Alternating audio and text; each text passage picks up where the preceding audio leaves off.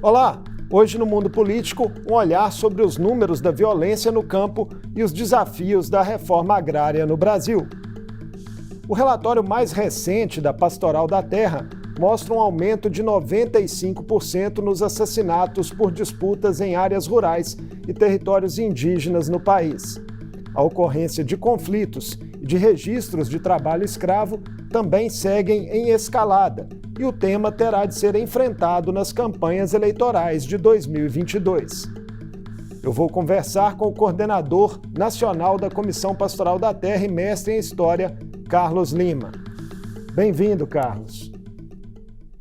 Obrigado pelo convite e estou à disposição para que a gente possa conversar e refletir a respeito dessa realidade do campo, considerando que esses dados são de 2021, lançado recentemente pela Comissão Pastoral da Terra. Além do aumento de assassinatos que já citamos na abertura, com 35 ocorrências desse tipo consumadas em 2021, Carlos, que outros números desse relatório você destacaria por chamarem mais atenção, né, e revelarem a dimensão desse tipo de violência atualmente no país?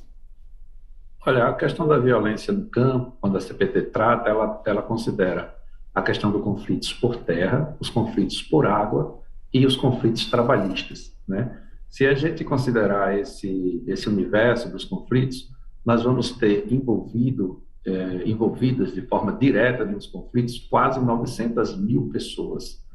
E, para a gente ter uma ideia, o Brasil tem 4,84%, uma média de 4,84% de ocorrência de conflitos por dia. Ou seja, no Brasil atual, né, nós temos quase 5 conflitos por dia. Isso é um número que chama muita atenção por conta que nós estamos no século XXI e que a questão agrária já devia ter sido resolvida no país. É possível identificar focos específicos de tensionamento em estados e regiões que mais contribuíram nessa escalada?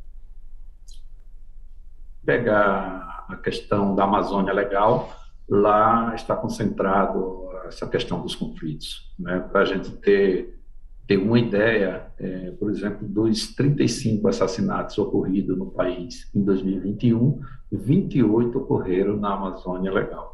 E aí você tem o estado de Rondônia com 11 assassinatos, o estado do Maranhão com 9 assassinatos. Então, assim, são focos da violência, e isso indica que o Estado brasileiro não tem realizado ações eficazes para evitar a violência no campo, e se repete desde 2016, assim, a crescente da violência, né?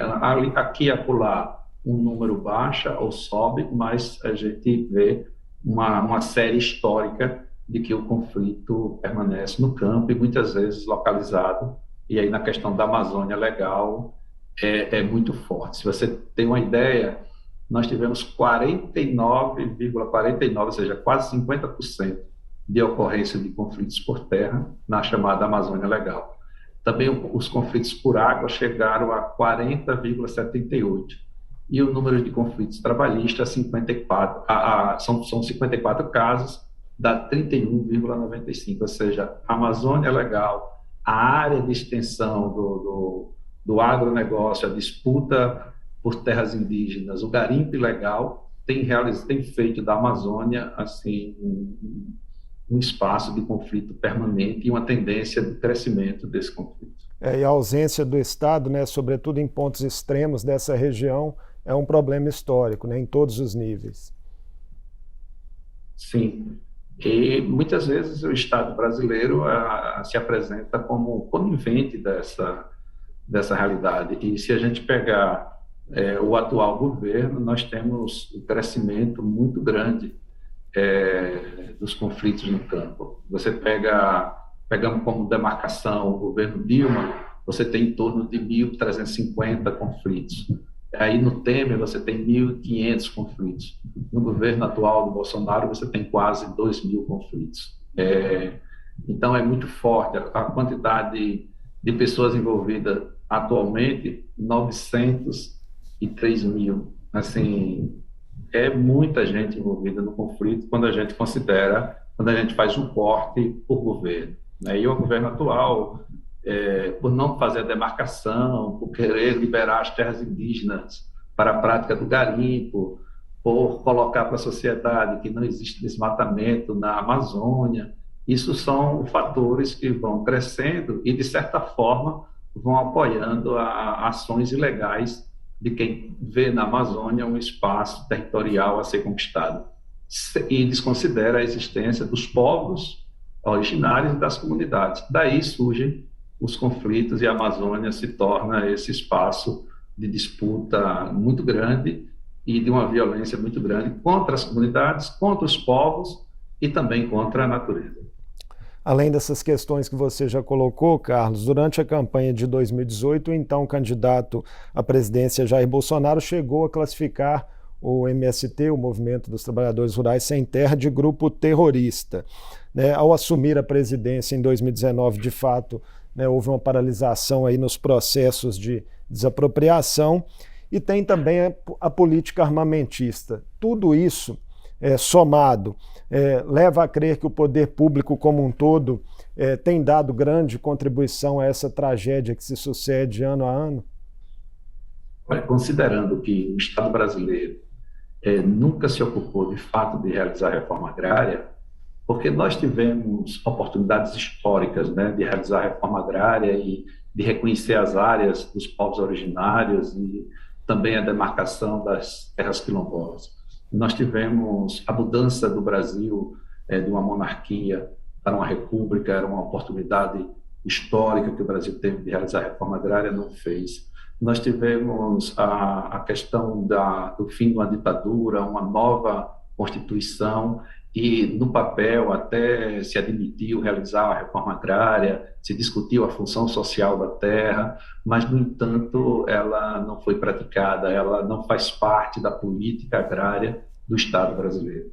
E, atualmente, além de tudo isso, dessa recorrência histórica, nós temos um governo que incentiva a grilagem, nós temos um governo que facilita o acesso às armas, nós temos um governo que ampliou o uso dessas armas que antes era restrita à propriedade, à sua casa, mas agora pode ser todo o tamanho da sua propriedade. Quer dizer, nós temos um governo que disse claramente que nenhum centímetro de terra indígena seria demarcada.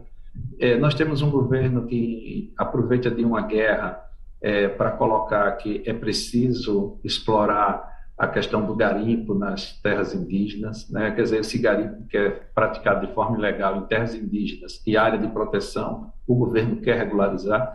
Então, tudo isso concorre para que haja uma pressão maior no campo, para que o conflito aumente, a tensão aumente e, normalmente, aí a violência é praticada e com aquela certeza de que há uma conivência do Estado e que a impunidade é o que espera para aqueles que praticam o crime. O Estado brasileiro não consegue punir aqueles que matam e aqueles que mandam matar.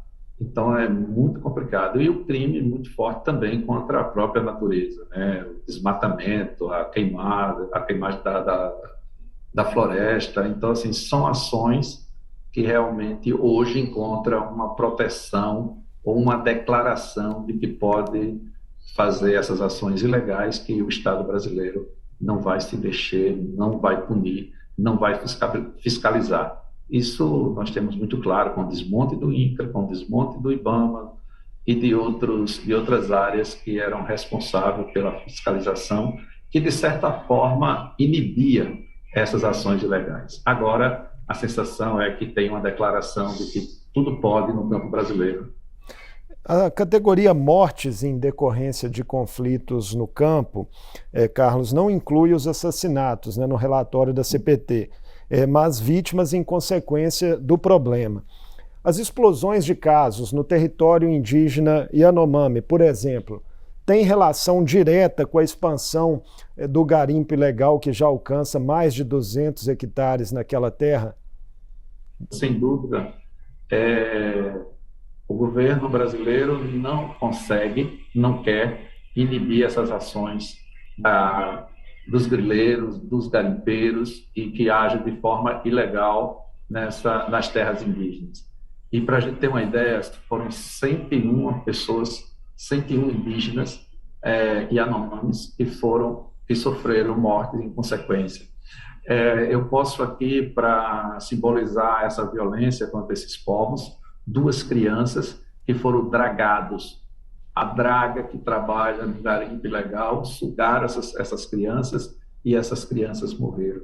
Também os casos de doenças levados pelos garimpeiros, a questão do álcool, a questão da própria violência contra as mulheres, assim, o uso das mulheres por parte desses garimpeiros, assim, o que tem ocorrido no território Yanomami, na verdade, é uma ação de genocídio muito grande, e o Estado brasileiro, ele é um promotor, ele contribui para isso quando ele é conivente e quando ele não pune, quando ele não usa das leis existentes para punir esse tipo de ação. Então, assim, o que ocorre com a comunidade, com os povos Yanomamis, é a prática de um genocídio. 101 pessoas morreram em morte decorrente. Não é aquela que a pessoa chega, atira, mata, tira a vida, mas aquela que o Estado deixa de dar garantias dos direitos, especialmente da segurança e também da garantia do território desses povos, que são territórios que deviam ser guardados pelo Estado brasileiro, preservados, porque ali está a cultura desse povo, ali está a história desse povo, e esse povo, de fato, são guardiões das florestas, das águas, eles cuidam da natureza. Então, essa ação contra os Yanomamis também é uma ação direta contra a natureza. O garimpo em áreas indígenas, Carlos, é inclusive proibido pela Constituição, mas grupos de parlamentares vêm tentando aprovar no Congresso, outras liberações, como, por exemplo, para mineração, para exploração de hidrocarbonetos e também geração de energia elétrica nessas terras indígenas. Como essas atividades poderiam impactar no cotidiano das comunidades?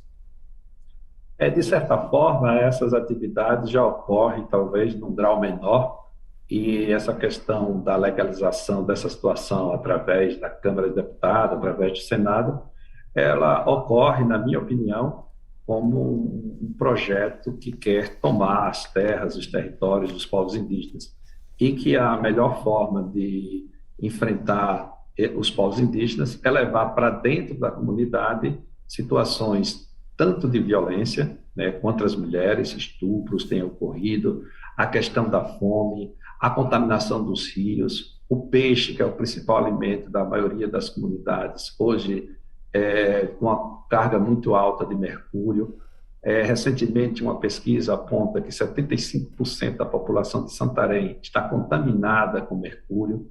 Então, assim, é uma tragédia, é a rota que leva ao genocídio dos povos. Isso é que o governo tem feito. Ao invés de proteger as comunidades, os povos indígenas, no sentido de proteger também a nossa diversidade de floresta, de água, o governo investe, o Estado brasileiro investe em medidas para legalizar ações dentro desses territórios. Será uma tragédia, tanto do ponto de vista de saúde pública para os povos indígenas, como da sua autonomia frente ao seu território, e, principalmente, você tirar aquilo que os povos indígenas melhor trabalham, que é a sua ancestralidade, a sua relação com a natureza, destruir toda uma vida das comunidades e dos povos. A sociedade tem que reagir e evitar que essa tragédia ocorra, porque o fim dos territórios indígenas significa também a possibilidade de que vamos ter mais problemas climáticos no Brasil, e que a soberania também nossa, do ponto de vista da estratégia da Amazônia, também corre risco.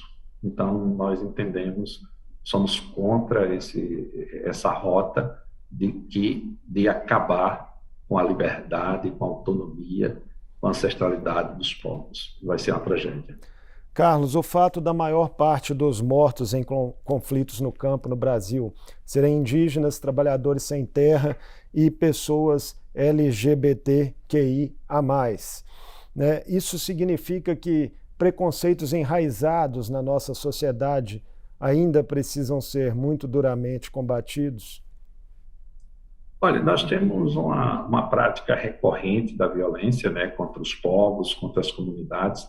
Agora, a CPT começa também a trabalhar no seu relatório a questão das comunidades LGBTQI, que é uma coisa nova. Nós ainda estamos no sentido de melhorar a nossa metodologia, mas a gente já começa a observar casos como do Pau d'Arco lá, do Fernando, que foi uma das testemunhas lá do massacre, e depois, mesmo dizendo que ia ser morto, que corria risco, o Estado não lhe deu proteção e ele é assassinado.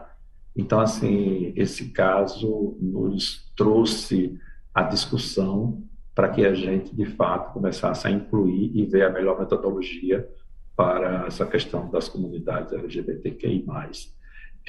Essa violência ela é praticada contra o Estado, pelo Estado, ela é praticada por jagunço, pistoleiro, mas também essa questão do ódio, essa questão da raça, ela esteve sempre presente nessa violência no campo. Assim, e agora a gente está começando a trabalhar mais essas questões, por exemplo, a violência contra a mulher já aparece com uma metodologia melhor definida, para que a gente possa entender os agentes que praticam a violência e também quem sofre essa violência.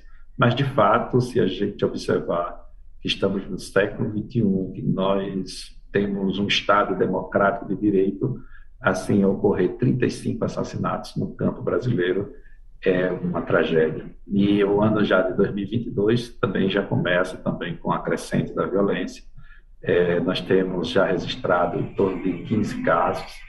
Nós temos assassinado com uma criança de 10 anos lá em Pernambuco, no engenho com Cabecinho. Né? Então, assim, essa prática da violência ela é recorrente e ela é uma chaga que acompanha a história do Brasil enquanto nação. E é preciso acabar com isso. Isso só acaba com vontade política, com um Estado determinado a garantir a vida das pessoas mais vulneráveis, e também com o envolvimento da sociedade. A sociedade brasileira tem que se envolver mais com a questão do campo e defender mais a vida para que a gente possa ir diminuindo essa violência.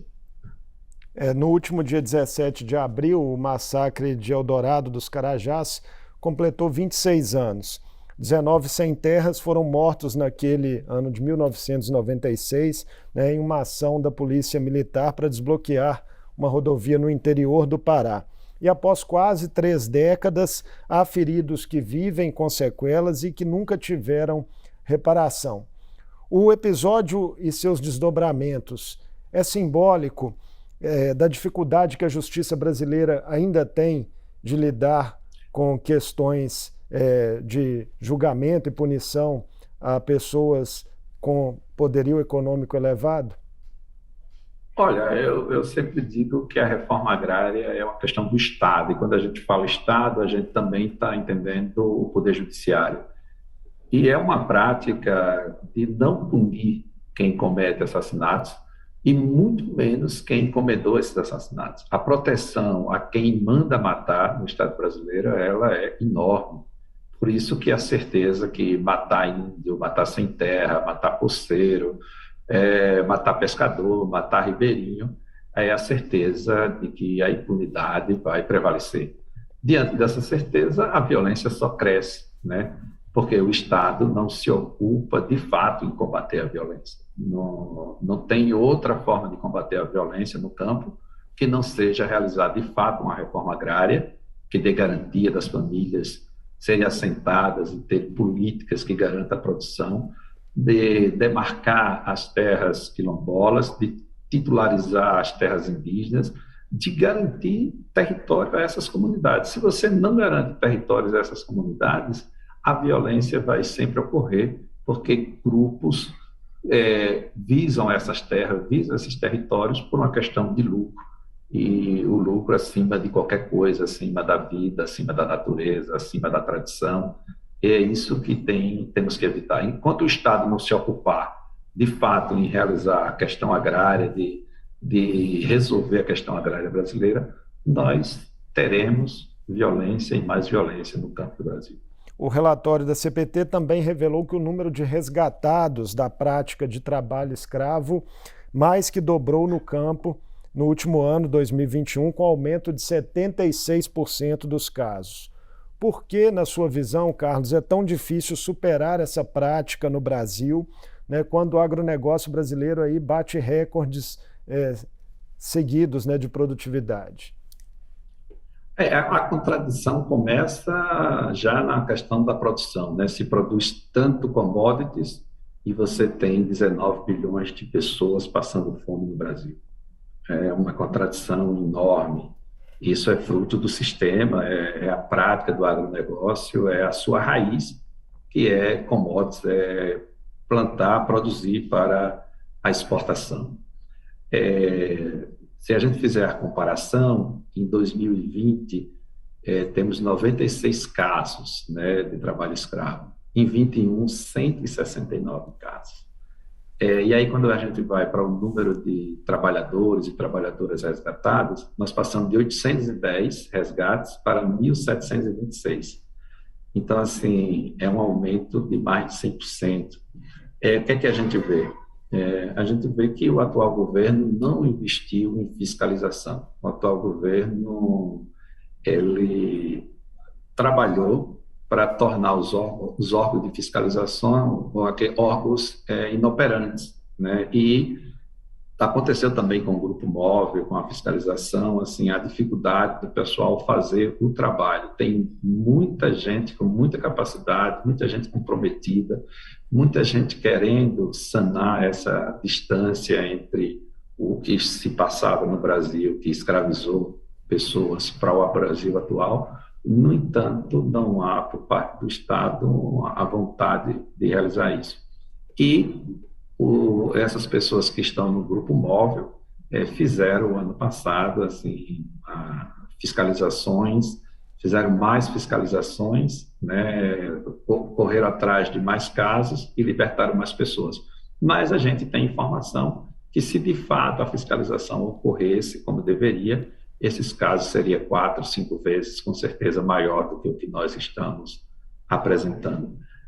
O agronegócio, que se diz moderno, anda lado a lado com a coisa mais arcaica, que é a escravização do ser humano. Isso é comprovado através, não dos dados só da CPT, mas através dos próprios dados do Estado brasileiro.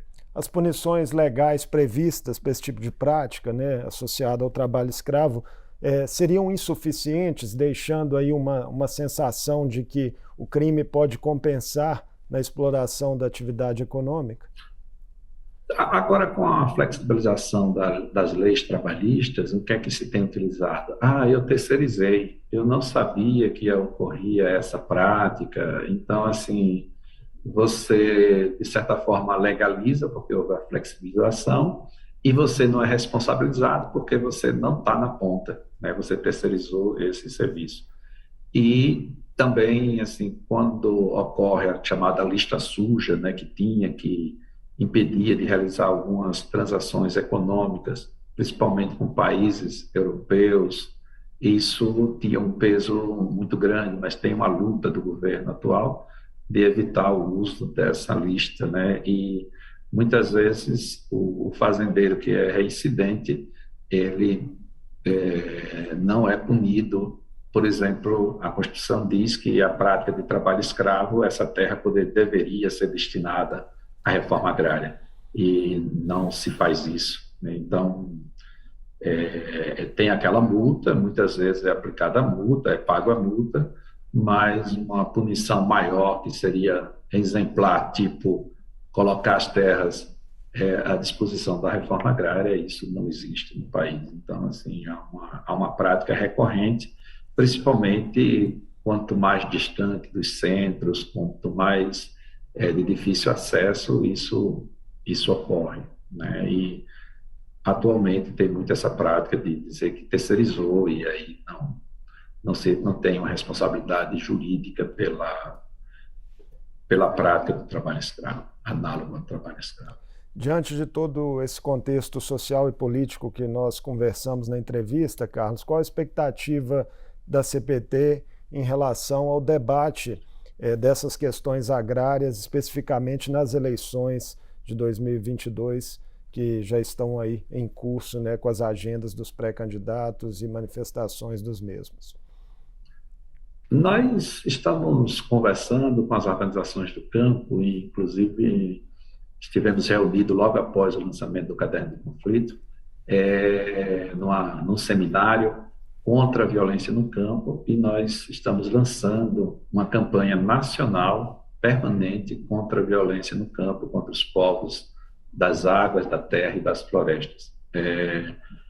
É uma situação que a gente vai querer dialogar com as candidaturas, né, assim, que assumam esse compromisso da não violência, né, da prática da não violência contra as comunidades, contra a natureza. Agora, do ponto de vista dos números, nós temos todas as condições de dizer que o atual governo não deve ser reeleito, por conta que tem uma prática muito explícita contra esses povos, contra essas comunidades e contra a natureza. Então, nós temos dito que é preciso, primeiro, acabar com essa forma de pensar o Estado brasileiro, que incentiva o ódio, que incentiva as mortes e que preza uma certa supremacia. Então, a gente tem isso muito claro. E vamos dialogar com as candidaturas que entendem que o campo brasileiro deve ter um outro ritmo, deve estar a serviço também do desenvolvimento, mas tem que ser considerado as práticas das comunidades que ali vivem nesse campo brasileiro. É isso que a gente pensa, a gente acredita que vai ser um ano decisivo para o país, né? O país não pode mais passar por essa experiência dos últimos 4 anos, onde o ódio foi incentivado, onde a negação da ciência foi incentivada e nos tirou o papel político diante dos povos da América Latina e do mundo como um todo. O Brasil se reduziu a um país que preza pela ignorância, pela dor, pela fome e pela retirada dos direitos. Esse espaço não cabe mais, não deve ocupar mais a vida política brasileira. Carlos, foi um prazer recebê-lo aqui no Mundo Político, representando a Comissão Pastoral da Terra e trazendo aí esclarecimentos sobre esse relatório de violência no campo produzido pela comissão. Agradeço o espaço e dizer que é sempre importante refletir a realidade brasileira a partir dos números, a partir dos dados, a partir de uma metodologia científica, porque a gente deixa o achismo de lado e passa a tratar o problema de uma forma mais direta. Agradeço e que essa reflexão possa contribuir no futuro da nação brasileira. Até a próxima.